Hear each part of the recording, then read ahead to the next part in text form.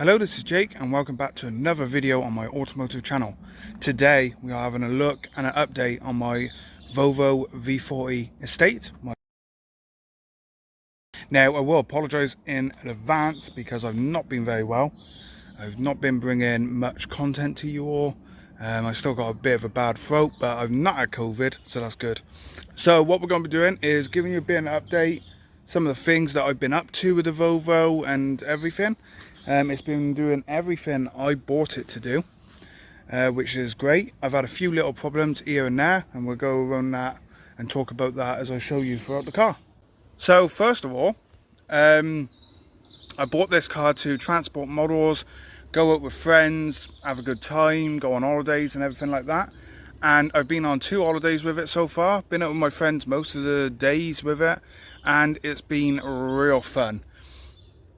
I went up to Keighley, North Yorkshire, about 2 weeks ago now. Drove all the way up there and all the way back. Around 400-500 miles were done in the Volvo with no problems whatsoever.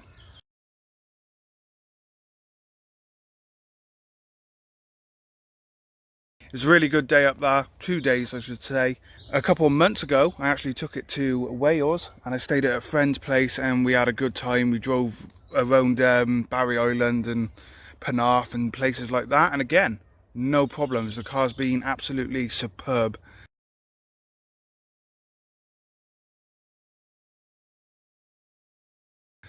So really pleased with that. It's allowed me to go out more, travel more, because it's a little bit more expensive to use the Porsche and I can't take Yugo on the motorways, so it's been really nice for that. So yeah, all around the car's been absolutely fantastic. Like I said, we've had some great times, me and my friends, using this car, going to places and everything. It's been really good, superb.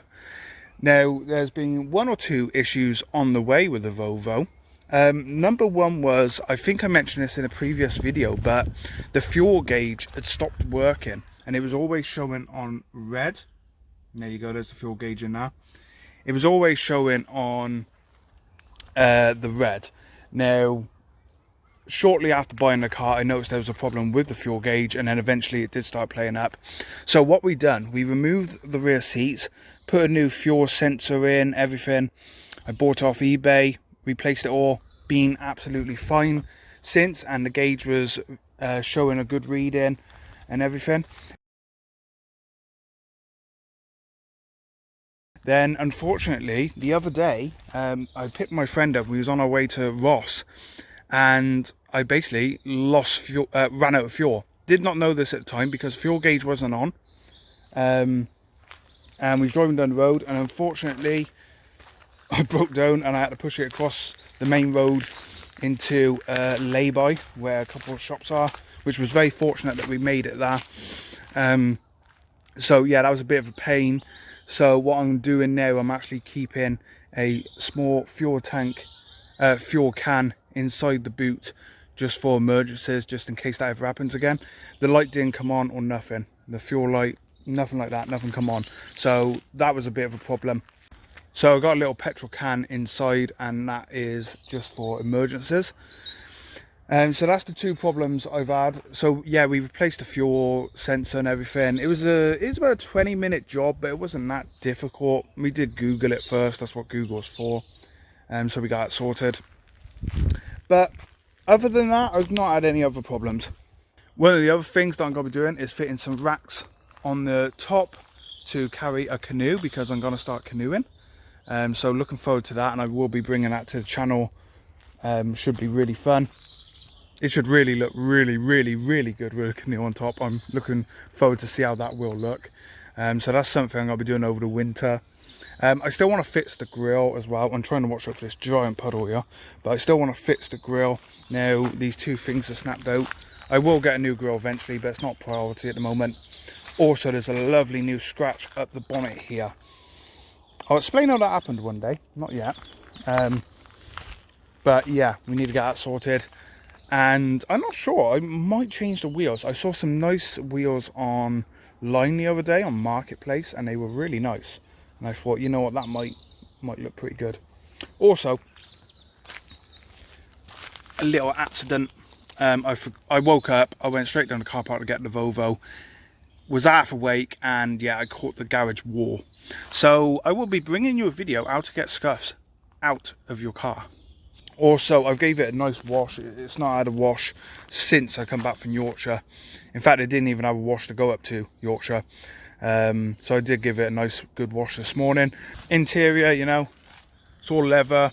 You can see we've had a few McDonald's. I still got to clean it out. I'm gonna give it a good vacuum out today and everything. But yeah, it's looking good. I do want to change the seat belts. I've mentioned this before. We will be changing the colour of the seat belts in this car just to make it more my own. But yeah, other than that, the interior is doing really well. One of the things I really do want to fit is a Parrot radio, so I can connect my phone to the car. Now, this is not for my music. This is actually for driving, because answering the phone and everything. So I want to get that fitted, hands-free kit and everything, so I can just press a button and, you know, chat away on the phone. I can do that in the Porsche. I can't do it in Yugo, but I need to do it in this car, especially if I'm traveling a lot and I get phone calls. Excuse the mess in the boot, but yeah, it's a good sized boot. I got everything in here when we went up to Yorkshire. Now, I had a suitcase, a couple of rucksacks, camera equipment, all of that, and it fitted in here fine without putting the seats down, because obviously we had a third person in the back seats as well.